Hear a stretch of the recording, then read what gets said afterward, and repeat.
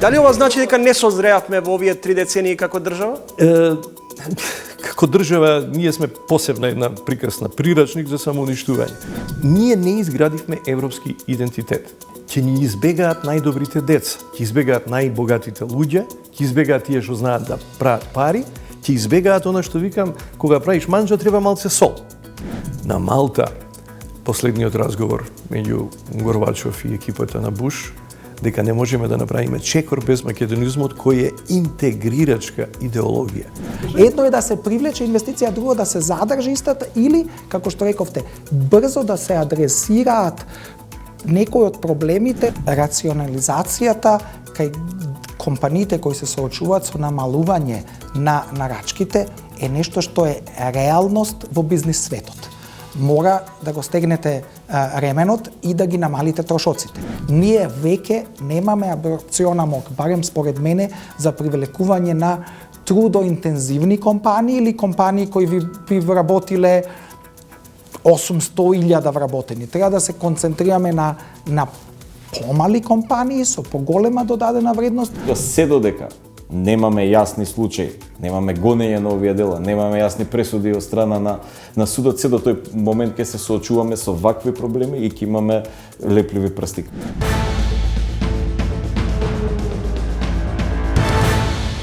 Гледате ново издание на Тренинг, добро вечер. Светот не може да се соземе од москавичните потези на американскиот председател. Доналд Трамп најави мировни преговори со Путин и Зеленски.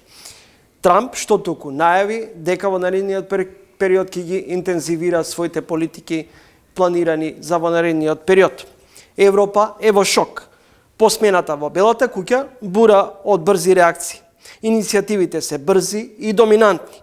Неизвестно е дали вооружените конфликти ќе се смират или судилите ќе бидат заменети со трговска војна. Во вакви околности просто е неверојатно да зборуваме каде е Македонија во новото прегрупирање околу американскиот хегемонизам. За комплексноста на новите движења во Трилинг гостува универзитетскиот професор од економскиот факултет Љубомир Кекеновски. Добро дојдовте во емисијата, професоре. Добро дојдов. Дали еден телефонски повик на Доналд Трамп и разговор со Путин може да стави крај на неколку годишната веќе војна со Украина и може ли да се предвиди непредвидливоста на американскиот председател? Сега, ова се што го направи секако вовет, покажува дека тоа што се вика историско време се убрзува. Нешто што ние сме го чекале, тлеело долго време, зашто се разговарало, што имало овој конфликти кои се барало разрешување, имало опција како да се реши. Ние тоа што мислевме дека Светскиот економски форум разговара за големиот економски ресет, никој не свати дека големиот економски ресет подразбира воен конфликт. И дека војната е, што би рекол Клаузевиц, продолжување на политиката со други средства. Затоа што за нас е сега битно да видиме политиката што стои, логиката што стои позади играчите што се светски, економските интереси пред се, геостратегијата, поделбата на ресурсите и таман мислевме ние дека замина приказката од онаа класика дека сите војни се за економска и територијална поделба на светот. Оваа најнова војна најдобро ни покажува дека се е старо како 19 век и како милениуми предходно. И затоа би рекол дека новата, да речем, американска гарнитира го живее и ќе го живее времето на она што викаат олако обечана брзина. Затоа што интересите, конфликтите се толку стари, толку длабоки, да не е еден телефонски повик, туку многу разговори, многу конфликти, многу сообразувања, уважување на интересите, ќе трајат како еден процес на константен судир, каде што мировните периоди би биле само пауза. Новиот председател внесува целосно нов пристап во кој е вграден популистички слоган Америка пред се, царини, блокади, жичани огради, преселби на палестинците. Каде оди светот? Во вооружени конфликти или кон нова трговска војна? Одредени анализи велат после војна следува трговска војна. Така, значи, најсилниот, најфундаменталниот ресет на светските обштествени односи, што подразбираат и економија и политика, е безбедносниот ресет. Ова што сега нас ни се случува. Точно ќе се видат кои се регионалните играчи, која е нивната воена политичка човечка сила, и точно ќе се договорат главните играчи. Оно што мене ми смета е тоа што Европа отпаѓа од играта. Заради тоа што Европа и Европска унија, европската идеја имаше една многу убава шанса да стане глобален играч. Зошто го велам ова? Заради тоа што, гледате, има теоретски две позиции. Тој што е јак, тој што има јака економија, тој сака отворени граници. И концептот на лесе-фер и лесе-пасе е концепт на Адам Смит, на англиската економија, заради тоа што тие има индустријска револуција, бара да се отворат границите на другите земји.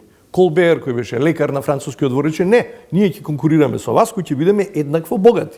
Замислете сега најсилната економија, како ние што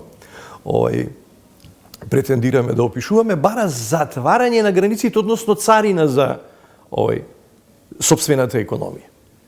Тоа значи дека наспроти, да речеме, англиската лесе-фер, денес имате кинеска лесе-фер, кој вика еден појас, еден пат, отворете ги границите, ајде да конкурираме. Значи се конкурираат два социјални, обшествени, економски, културни модели. И сега тој судир ги спротиставува аргументите на терен и се спротиставува точно на тие точки, еве Украина, кај што е премин од Европа во Евроазија, и да речеме Израел, таму кај што завршува и индискиот пат, таму кај што завршува и еден појас, еден пат, точно на појасот Газа.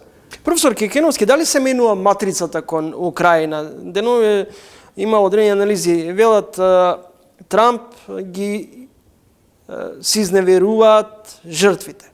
Одбрана од друга страна за Украина. Бајден стана заложник на Зеленски. Такви коментари диаметрално спротиставени и политиките во времето на Бајден и ова денеска што го практикува како начин на функционирање и владење на Трамп, помалку како да ги става на стендбај европјаните пред се. Видете, вака кој ќе кажеш деновиве, месециве, ништо не значи тоа во контекст на градењето на политиката. Ова што се случува кај Трамп не е нова појава во американската теорија, политика и практика. Трамп има собствен бекграунд. Прашање е сега како тој начин на водење на, еве да речеме условно, во американскиот двор, политиката на Монро 1832 година. Тој се потпира на таа политика, се потпира на тие интереси и вели Америка first, значи дека Америка, јужна и северна, на американците, ги избркаа тогаш и Венецуела, и Мексико, да не зборувам бркањето на англичаните, германците, купувањето на Луизијана, на Флорида, се тоа беше еден концепт кој, веројатно, по најоптимално го објасни сега Герет Кушнер, беше на едно предавање во Харвард и објаснуваше приказката дека кога ќе гледаме ние која економска политика да се потпреме во Америка, он вика нашиот седми председател Ендрю Джексон беше најпроминентниот американски председател кој највеќе направи за Америка. Зашто? Заради тоа што вика треба да имаш војна, да ги решиш прашањата, да се види кој е кој во дворот, меѓутоа додека има војна вика треба да купуваш. И он вика, сега вика има војна и јас да ви кажам дека Газа е одличен real estate resort. Дека ова е шанса за тоа што се случува. Зашто? Затоа што тој Ендрю Джексон, кој е номилениот очигледно председател, кој вака и по фаца личел на Трамп, кој беше избркан од Белата куќа, неговиот Берелев во времето на Бајден, сега првата работа што направи Бајден го врати него. Како идеал за тоа како се води американска политика, меѓутоа таму, гледате, тоа е негдека 29-37 он е председател во Америка, што направил? На источниот брег, каде што требало да бидат пристаништа, кај што е, не знам, Менхетен и така, имало 4-5 индијански племиња кои го поседувале тоа. Доаѓа Ендрю Џексон и ми вика, знаете што, ајде да се договориме. Или ќе си одите, овде треба да има град. Овде треба да има пристаниште. Нешто слично, како ова пристаниште Бен Гурион што треба да се прави во Газа. Таму каде што сега треба да завиши индискиот пат. И таму каде што завршуваат паралелната оска на Суетскиот канал. Што направи тој? Вика, учете ги поуките од Ендрю Џексон. Дали Трамп ќе редефинира својата политика кон светот и пред се кон Европа? Дефинитивно. Дефинитивно тоа покажува, затоа реков тој воен ресет, кога нациите, државите се ставаат у строј. Кој е кој? Кога почна војната, пред да почне војната во Украина, во декември 21 година, Путин дојде во Женева и направи список на барања што бара од Америка. Тој ја маргинализираше Европа заради тоа што тој што нема економска, политичка, односно воена сила да се одбрани и да донесе автономни решенија, тој не е соговорник. Денеска Трамп се враќа на истата приказка. Повторно тие, вклучително еве сега и од далечниот исток е многу битно што се случува, поготово што ние, знаете, светот го гледаме од овде, Македонија, Србија, Бугарија, и така го толкуваме се она што се случува Трамп, Путин и така натаму. Светот е малце многу поголем и многу покомплексен. Ова што нас конкретно се случува сега во БРИКС или станува Индонезија, 10-та земја членка на БРИКС, 280 милиони луѓе. Знаете која е тоа економија? Да не зборам сега за Малезија, Сингапур и така натаму. То се гиганти, тоа е како едно изгревачко сонце кое не можеш да го запреш. А нашиот ум секој пат бил на запад. И ние сме ги мереле, сме се токмеле, сме се, да не речем, удварале на тие некои западни политичари, вредности, нивните интереси и така натаму, не сваќајќи дека во следните, барем години, децении, ние ќе треба да бидеме отворени и за тој простор, бидејќи во конкуренцијата немилосрдно е, нели? Ако е убаво во Америка, ти идеш у Америка. Ако сакаш да правиш бизнис, идеш у Дубај. Веројатно нема ти смета да идеш и у Аустралија како нашиве печалбари. Али ако имаш бизнис со Кинези, ако ти произведуваш некоја поевтина стока, што е поевтина од, да речам, американската, затоа што сега, еве гледате што се случува во американската економија, колку царините се меч со двеоштрици. Имате 100% царина на електричните коли од Америка. На кинеските коли за увоз во Америка. Да речам, тие ги произведуваат по 30.000. Ако дојдат у Америка, треба да го затворат пазарот General Motors и Tesla. И сега ти, што е кост бенефит на царините? Кого браниш? Tesla, General Motors, работниците или граѓаните што сакаат, нели, таа, што викаме ние, невидлива рака, нема ништо подобро во економијата, тоа е идеал како Библија за економистите, дека нема ништо подобро што работи за граѓаните од совршената конкуренција. Ама тамо со 100% тие доаѓаат до $60,000, а не смеат да дојдат до 60.000 заради тоа што ќе купуваат електрични коли, односно овие камиони, пошто во Америка се за транспорт се користат повеќе тие, за 50 или за 45.000, за 55.000 американски коли. И сега тоа е она истото што го правил Колбер во Франција наспроти Адам Смит и англиската економија. Професор Кекеновски, заложници ли сме на историјата? Не гледаме кон иднината? Знаеш, што е историја? Превртена политика назад. Историјата била некоја политика на некого пред деценија, пред 100, пред 200 години. Заложници сме на културни предрасуди. Оној момент кога на 5 март 46 година во Фултон, Черчил на едно предавање рече дека гледам дека се спушта една железна завеса меѓу Шчечин и Трст. Тоа покажува дека заложници сме на културата, на идеологијата. Таа завеса не беше културна, се подели Германија на источна и западна. Таа беше идеолошка. И повеќе би рекол, ние сме заложници на таков тип на културни предрасуди.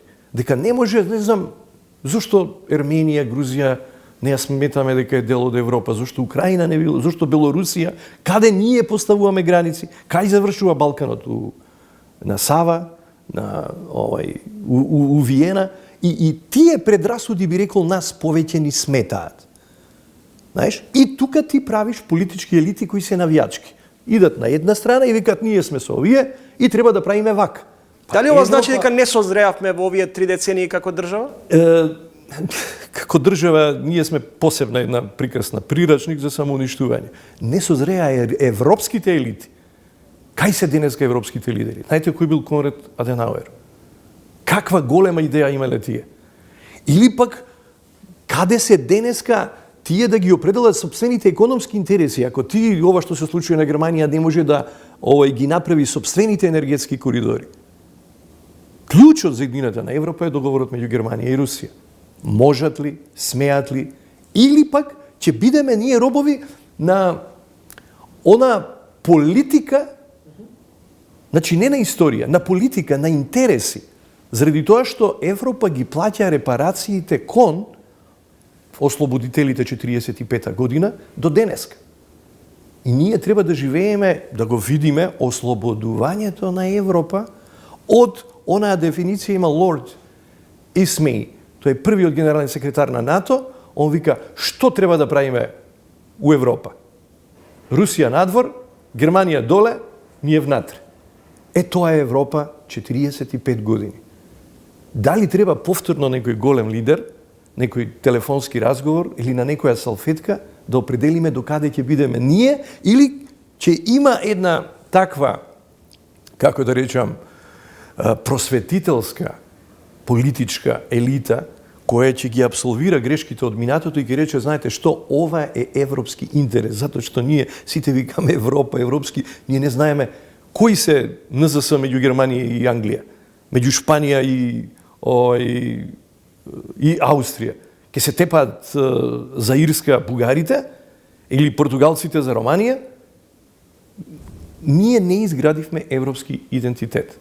И тоа е клучот на поразот на европските, на европската идеја на Жан Моне, на тие големите умови од тоа време.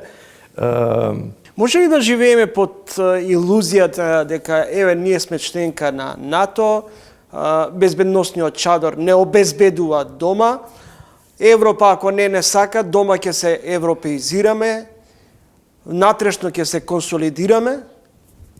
Може ли такво сценарио на домашно преживување и стабилизација постепена без европеизација надвор?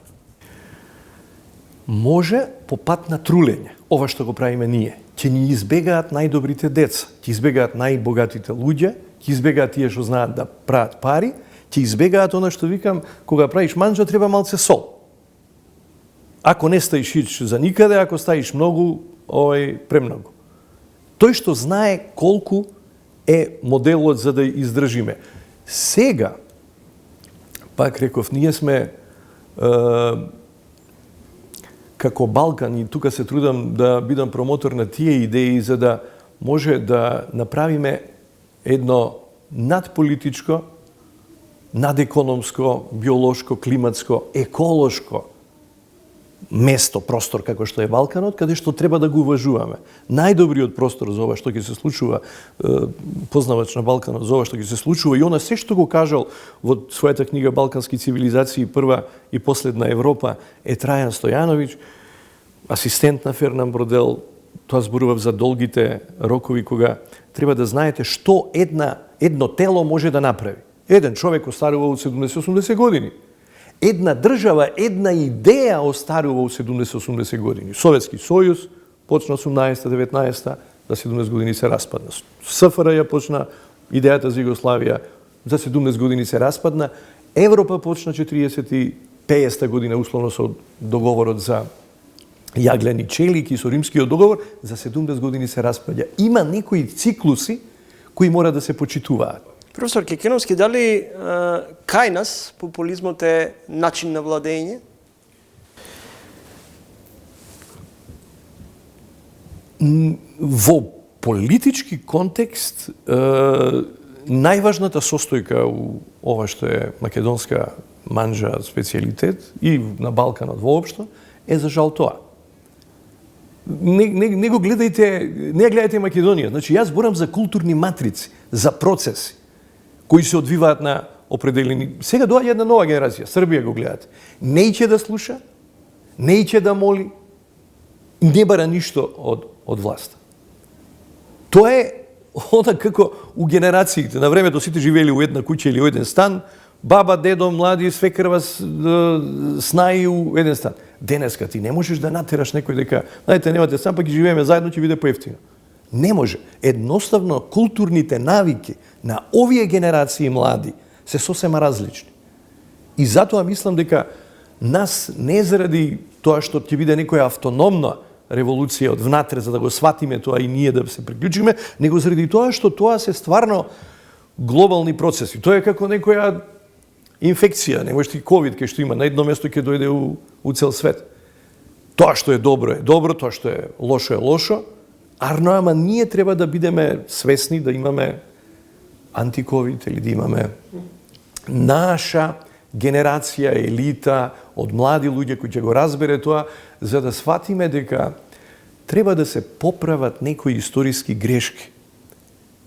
Ова, апропо, кога рековте, треба да завршиме со Македонија. Имаше еден договор во Букурешт 13-та година. Пред неколку недели Македонија од Пирин во Македонија во Егенс се проаѓа без проблем. Останавме ние надвор од себе. Тоа е нелогично географско и политичко, да не зборам, цивилизацијско решение. И затоа јас се залагам за релативизација на границите, за немање политички воени начини да се решаваат етничките конфликти. Затоа што, меѓу другото, нас и информациите, информационно општество не направи и на некој начин потолерантни. Пред 50 години едно семејство у Албанија, у Северна или во Косово или овде во Македонија беше многу подалеку едно од друго отколку денеска. Денеска они доаѓаат тука, ти можеш да отидеш тамо на одмор, гледаш дека не е ништо страшно некој да биде од различна вера, да зборува на различен јазик, и тоа е, би рекол, еден придонес на македонизмот, тоа што го имаше на Малта, последниот разговор меѓу Горбачов и екипата на Буш, дека не можеме да направиме чекор без македонизмот, кој е интегрирачка идеологија. Професор Кекеновски, пред 4 години во едно интервју велите: светот и кај нас, на Балканите, народите се слуги на општествените елити. Зошто? За полесно да се управува и да се манипулира со народот? Општествените елити, дури и тука сме правиле муабет, затоа што олигархија е позитивна работа, заради тоа што тие се луѓето што се условно најучени, најпросветени, кои би требало да политиката по дефиниција интерес и сила, меѓутоа по суштина е антиципација. И јас тамо го цитирам Арчибалд Райл, дека Рајс, кој вика: никој повеќе не страдал од неодговорните политички елити од балканските народи. Он го кажува тоа за Србија. И никој толку жртви не поднел за собствената слобода и така натаму, а да нема таков фидбек. Војниците од Прва светска војна, не знам, најголема привилегија што им е дозволил кралот Александар е да просат на кнез Михајлова. Зошто ние денеска исто така не го прифатиме, не го прегрнеме тој концепт, заради тоа што нашата традиција овдека не била да раздели по владе или робство. Нашата била хомогена. Хомогена во смисла дека сите сме еднакви. Не можеш да имаш ти општество, сега американската средна класа е 20%. Новата средна класа во Кина е 400 милиони. И Кина е успешен модел заради тоа што трае и економска војна, и културна војна, и сакаат они да дојдат 50.000 американски фирми дојдоа таму. Меѓутоа не го сменија мајндсетот на кинезите. Тие си останаа патриоти, останаа скромни, направија собствено образование, нас направија само одржувачка перпетум мобиле систем. Ние, напуштајќи ги индустриите, се дезиндустриализиравме, напуштајќи го селото, го напуштивме менталитетот, демографијата, културата и така натаму, и сега влеговме во празна една кола која нема мотор. Професор Кекеновски, во интервју за Республика 2021 година, во однос на економските движења дома, велите: ние ја надминавме границата од 60% долг според БДП, тука е максимумот. Денес веќе сме речиси 70%. Буџетски дефицит кој меѓу 4 и 5% имаме последниве 4 до 5 години. Препознавате ли некаква краткорочна, ајде да не речем долгорочна, краткорочна економска визија? Кога сум бил 80-тите години асистент, последен проект на кој сме работеле беше проектот на Економски институт за регионален развој. Има едни фини портокалови книгички во кои точно се определени 9 региони кој што треба да прави, каде треба да биде лозарство и зошто, каде треба да биде овоштарство, каде треба да биде индустријски центар и така натаму. Ова што го велите вие. Нас ни недостасува, и тоа Србија плаќа многу високо таа цена, тој така наречен општествен диалог. Кога сте слушнале вие, да го земеме само Бугарија кои се малку посериозни од нас, нели? Јас знам како се однесува они за дипломатскиот контекст со Македонија да го решат прашањето. Долго време истражуваа во Косово, во Албанија, каде, како, која црква, кој манастир, која битка, колку се македонците зрели и така натаму го направија како политика. Американците ги вратија тоа време, па после тоа уште еднашка го повторија сите институти на БАН. Етнолошки, политички, дипломатски, економски и сите го работеа тој здружен програм, го дадоа, го усвоива во парламент.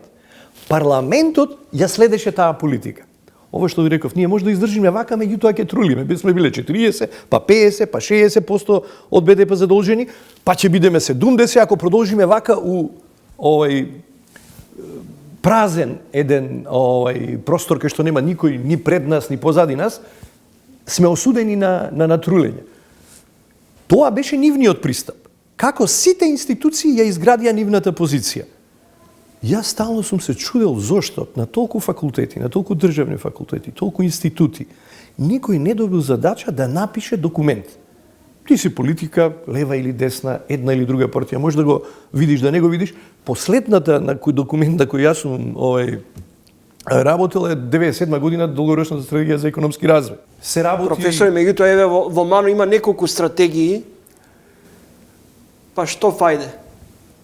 Инклузивноста е клучниот проблем на кој укажува Дарана Чемоглу и новите нобеловци. Колку институти, колку луѓе, колку научници се внесени во таа приказка и колку не разбираме дека политичките партии се дел од тој процес. Ние тука имаме еден друг проблем како лоша инерција, а тоа е дека не направивме разлика што е држава, што е општество. Држава, тоа се јавните институции. Војска, полиција, Народна банка.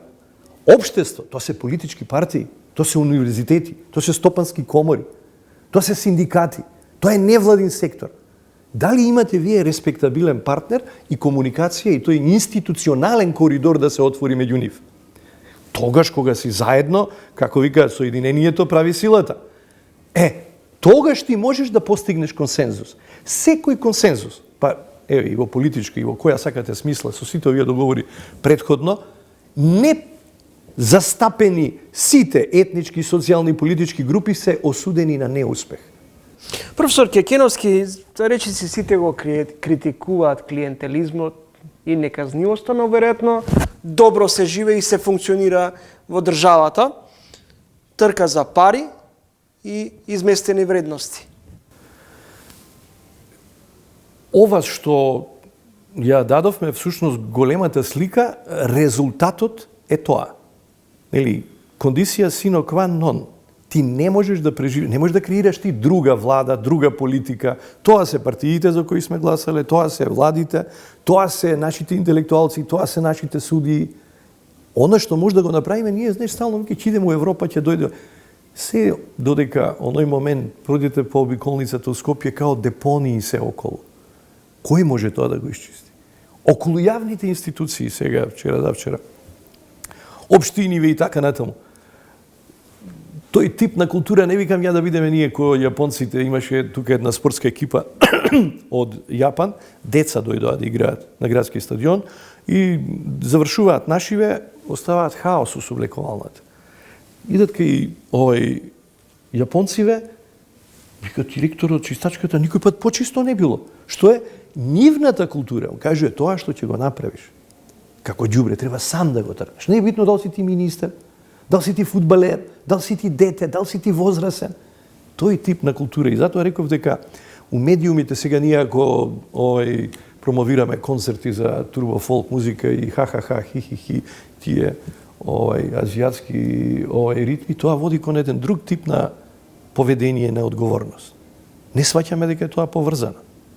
Неодговорност во политика, во економија, плаќаш данак, не мораш. Снајди се, подкупи. И ние ги живееме последиците од таа културна матрица. Бевте во своевидна медиумска изолација, анализирајќи 2021 интервју за Республика, после подолг период се појавивте во декември кај колегата Љупчо Златев и ова е трето интервју кај мене. Дали тоа е всушност ваша порака, ваш став дека немам што да кажам и не допираат ставовите и мислењата на научната фела до креаторите на политиките? Види, сега имам што да кажам и сега треба да кажам. Затоа што реков, така се убрзува историското време, да треба сите да бидеме на број. И да бидеме на куп, и да бидеме заедно, да ги разгледуваме сите овие опции, заради тоа што после оваа политичка раскрсница ни требаат повисоки цивилизацијски вредности и ни треба, би рекол, можеби најважно и првично, една нова образовна елита, која ја имаме по светот, меѓутоа треба да ја инклузираме. Тие што се најдобрите експерти од свет да ги доведеме и да ги прашаме барем, да бидат дел од оваа приказка. И во тој контекст сум зборувал и за 2025, зошто тоа треба да се обнови на едни сосема нови, регенеративни особи и да бидеме, како да речам, практични. Знаеш, ние сме од оваа балканска болест, ово е на овој, ово е на тој, ово е глуп, ово е ваков, оно е таков. Мачкава фаќали глувци, знае ли тој да го реши тој проблем у Кина? Да. Го знае ли тој тамо во Јапан? Да. Овој другиот го знае ли тој у Америка? Ни фали прагматичност. Професор Кекеновски, ви благодарам за гостувањето и за интервјуто. Ви благодарам и вас.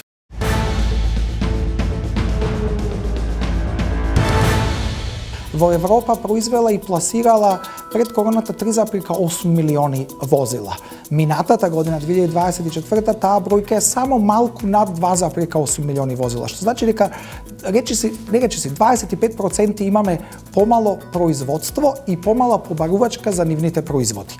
И реално гледано продажбите во Европа се околу 25% помали од врвот кој беше постигнат пред короната.